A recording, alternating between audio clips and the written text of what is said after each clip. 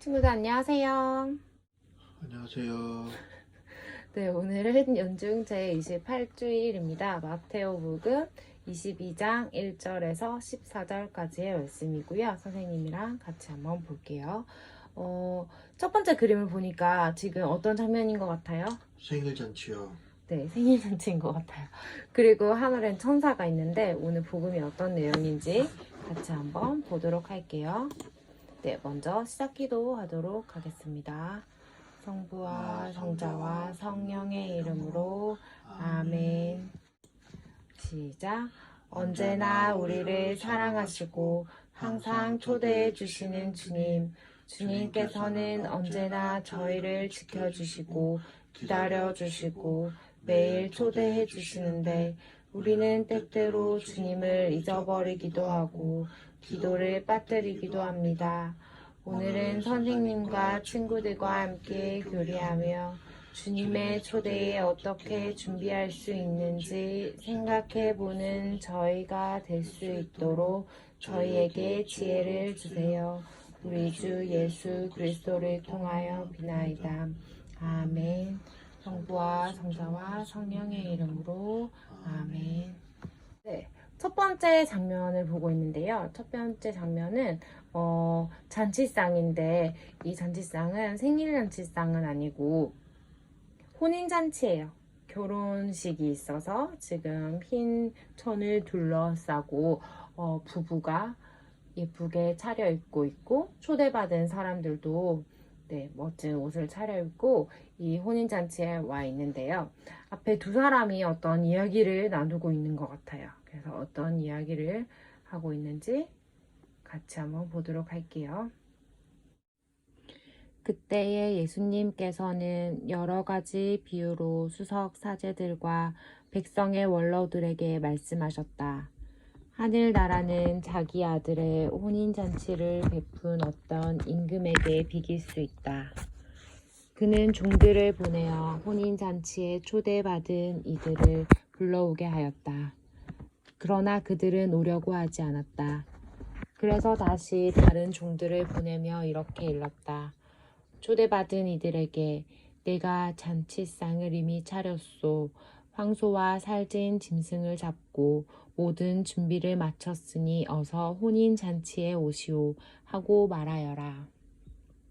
네, 이 하늘 색깔 옷을 입은 사람은 종이었던 것 같아요. 그래서 임금이 보낸 종인데 종이 혼인잔치에 초대를 했더니 이 사람이 지금 거절을 하고 있죠. 네. 네, 다음 장면을 한번 볼게요. 네, 이것은 아마 임금님의 손인 것 같은데 임금님이 손을 이렇게 손가락질을 하고 있고 그다음에 불이 나고 있어요. 어떤 장면인지 복음을 같이 한번 읽어볼게요. 그러나 그들은 아랑곳하지 않고 어떤 자는 밭으로 가고 어떤 자는 장사하러 갔다. 그리고 나머지 사람들은 종들을 붙잡아 때리고 죽였다. 임금은 진노하였다. 그래서 군대를 보내어 그 살인자들을 없애고 그들의 고을을 불살라 버렸다. 네, 혼인잔치에 초대를 했는데 이 사람들이 어떻게 했어요? 안 왔어요. 네, 오지 않아서 한 번 더 초대를 했는데 그래도 오지 않고 밭으로 가거나 장사를 하러 가거나 또 어떤 사람들은 종들을 붙잡아 때리고 죽였다고 해요. 이게 되게 좀 극단적인 비유이기는 한데 이렇게 혼인잔치 두 번이나 초대를 하니까 이 메시지를 전하는 종들을 죽여버린 장면이에요. 그랬더니 임금이 화가 나서 그 살인자들을 없애고 고을을 불살라 버렸어요. 네, 다음 장면에서는 임금이 종에게 막 이야기를 하고 있는 것 같은데 같이 한번 볼게요. 그러고 나서 종들에게 말하였다. 혼인 잔치는 준비되었는데 초대받은 자들은 마땅하지 않구나. 그러니 고을 어기로 가서 아무나 만나는 대로 잔치에 불러오너라. 그래서 그 종들은 거리에 나가 악한 사람, 선한 사람 할 것 없이 만나는 대로 데려왔다. 잔치방은 손님들로 가득 찼다. 네, 그래서 임금이 어떻게 하라고 했어요? 아무나 데려오라고요. 네, 아무나 잔치에 초대를 하기로 합니다. 그래서 악한 사람, 선한 사람 하는 것 없이 만나는 사람 모두를 초대를 했어요. 그리고 마지막 장면입니다. 자, 임금이 뭔가 화가 난 것 같고 손가락질을 하고 있는데 누가 지금 손가락질을 당하고 있어요? 무릎 꿇은 울고 있어요. 네, 울고 있는 저 회색 옷 입은 사람이 지금 혼나고 있는 것 같아요. 그런데 이 회색 옷 입은 사람과 다른 사람의 차이점은 뭘까요? 옷이 안 이뻐요. 네, 맞아요. 쉽게 말하면 이 사람은 잠옷이나 일할 때 있는 작업복을 입고 온 거예요. 지금 우리 친구들도 이모나 삼촌의 결혼식을 가보거나 친구의 생일 잔치에 갈 때 잠옷을 입고 가진 않죠. 예쁘게 차려입고 가게 되는데 네. 이렇게 잠옷을 입고 오거나 작업복을 입고 온 사람에게 임금이 화를 내고 있는 것 같아요. 같이 한번 읽어볼게요.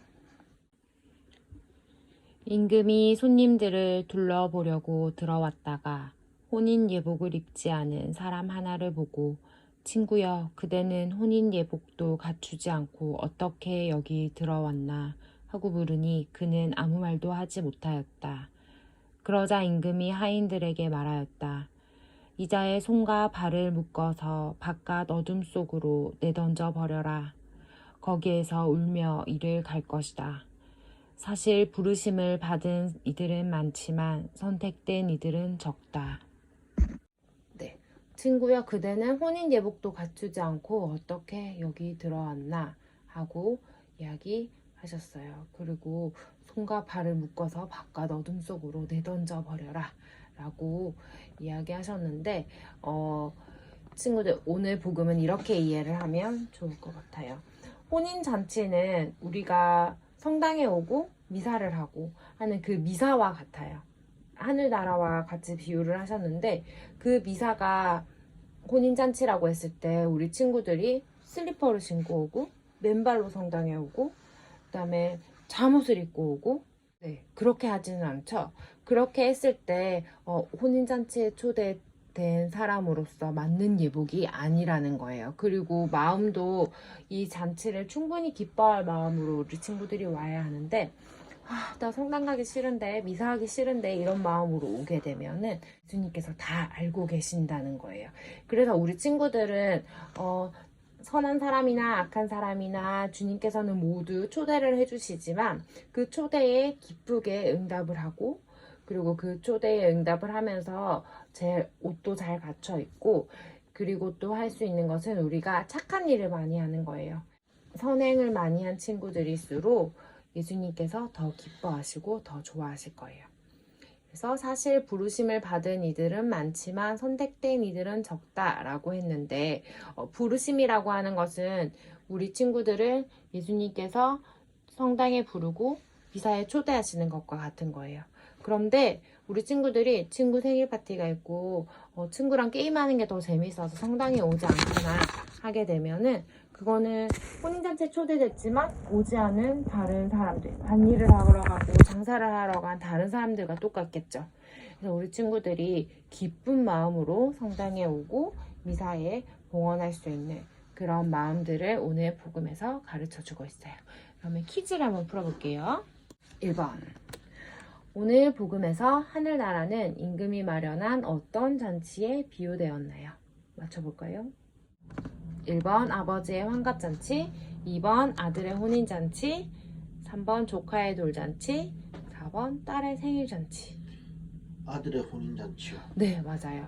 임금의 아들의 혼인잔치였어요.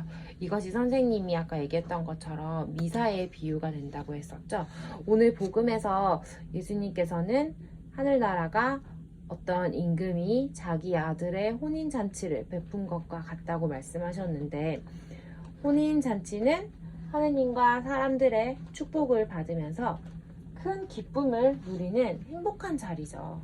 그래서 맛있는 음식을 차려놓고 사람들을 초대했어요. 하늘나라도 하느님께서 마련하신 그런 기쁘고 행복한 자리예요. 하느님께서 많은 것을 우리들을 위해서 준비해 두시고 또 우리를 그 자리에 초대해 주십니다. 네, 2번. 임금이 사람들을 잔치에 초대하기 위해 처음 종을 보냈을 때 사람들은 어떻게 행동했나요? 1번. 혼인잔치에 오려고 하지 않았다. 2번. 혼인잔치에 적극적으로 몰려들었다. 3번. 혼인잔치를 조금 미루어 달라고 했다. 4번. 혼인잔치가 어디서 열리는지 장소를 알려달라고 했다. 잔치에 오려고 하지 않았어요. 네, 맞아요. 1번. 혼인잔치에 오려고 하지 않았어요. 오늘 친구가 복음을 아주 열심히 들었나 봐요. 네, 임금이 아들의 혼인잔치에 사람들을 초대했고 그 초대를 처음에 오지 않으려고 해서 한 번 더 초대를 했는데 두 번의 초대를 받고서도 밭으로 일을 하러 가거나 장사를 하러 갔죠. 네. 네, 혹시 우리 친구들은 어떤가요? 하느님께서 항상 우리를 미사로 초대해 주시는데 그 초대에 열심히 응답하며 기쁜 마음으로 미사를 봉헌하고 있을까요? 네. 네, 우리가 하느님을 생각하면서 기쁜 마음으로 미사를 봉헌하러 가는 것이 바로 그 초대에 응답하는 모습이에요. 3번. 임금이 손과 발을 묶어서 어둠 속으로 던져버리라고 한 사람은 누구일까요? 마지막 장면에 임금님이 화를 냈던 그 사람은 누구일까요? 1번. 혼인잔치에 늦게 온 사람. 2번. 혼인잔치 초대장을 안 가져온 사람. 3번. 혼인 예복을 입지 않은 사람. 4번. 혼인잔치에 초대받지 않은 사람. 혼인잔치 초대받지 않은 사람이요. 혼인잔치에 초대받지 않은 사람 땡.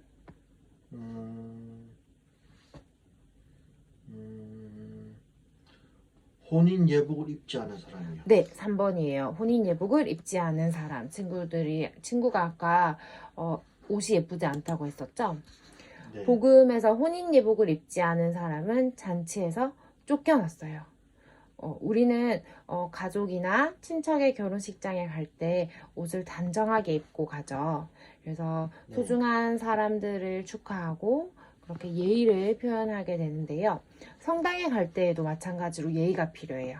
그래서 성당에 하느님을 만나러 갈 때 슬리퍼 신지 않고 또 깨끗하게 샤워도 하면 더 좋고 단정하고 깨끗한 옷으로 차려입고 하느님을 향해서 그런 기도하는 마음을 준비하고 가는 것이 중요해요. 네, 4번. 빈칸에 알맞은 단어는 무엇일까요? 주관식입니다. 정답 두 글자예요. 사실 땡땡을 받은 이들은 많지만 선택된 이들은 적다. 선택이요. 선택을 받은 이는 많지만 선택된 이들은 적다. 땡. 미안해요. 세 글자였네요. 부르심이요. 네, 부르심이에요. 초대라고 선생님이 생각했었는데, 네, 부르심을 받은 이들은 많지만 선택된 이들은 적다. 친한 친구들은 생일잔치에 초대를 하죠. 그래서 우리가 친한 친구를 생일잔치에 초대하는 것처럼 하느님께서 우리 모두를 하느님 나라라는 기쁜 잔치에 초대를 하고 계시는데 우리는 하느님의 그 사랑 가득한 초대에 네 하고 기쁘게 응답을 하고 그다음에 기쁜 마음으로 우리가 참여를 해야 돼요. 그래서 우리 친구들이 때로는 비사에 가기 싫고 성당에 가기 싫은 마음이 들더라도 억지로 응답하기보다는 마음을 바꿔서 감사하는 마음으로 그 초대를 수락하면 하느님께서도 엄청 좋아하실 거예요. 네, 그러면 오늘은 과제가 있는데요. 친구들 혹시 10월달이 무슨 성월인 줄 알아요? 위령성월인가? 땡! 10월달은 묵주기도 성월이에요. 그래서 선생님이 묵주기도에 관련된 과제를 내줄 거예요. 네, 이번 주 과제는 이 그림을 보고 친구들이 노트나 종이에 똑같이 한번 묵주기도하는 방법에 대해서 적어보는 거예요. 선생님이 이렇게 한 것처럼 친구들도 똑같이 해서 직접 제출을 해도 되고 사진을 찍어서 담임 선생님에게 제출해도 됩니다. 오늘의 마침 기도는 묵주기도 성월이기 때문에 성모 찬송을 함께 바치도록 하겠습니다. 성부와 성자와 성령의 이름으로 아멘. 선생님이 하얀 동그라미를 읽도록 할게요. 모이시며 사랑이 넘친 어머니, 우리의 생명, 기쁨, 희망이시여. 당신 우러러 하와의 그 자손들이 눈물을 흘리며 부르짖나이다. 슬픔의 골짜기에서 우리들의 보호자 성모님, 불쌍한 저희를 인자로운 눈으로 굽어보소서. 귀양살이 끝날 때에 당신의 아들 우리 주 예수님 뵙게 하소서. 너그러우시고 자애로우시며 오 아름다우신 동정 마리아님, 천주의 성모님, 저희를 위하여 빌어주시어. 그리스도께서 약속하신 영원한 생명을 얻게 하소서. 네, 기도합시다. 이 부분은 함께 기도하도록 할게요. 하느님, 외아드님께서 삶과 죽음과 부활로 저희에게 영원한 구원을 마련해 주셨나이다. 복되신 동정 마리아와 함께 이 신비를 묵상하며 묵주 기도를 바치오니 저희가 그 가르침을 따라 영원한 생명을 얻게 하소서. 우리 주 그리스도를 통하여 비나이다. 아멘. 성부와 성자 성령의 이름으로 아멘. 네, 우리 친구들 다음 주에 만나도록 할게요. 안녕.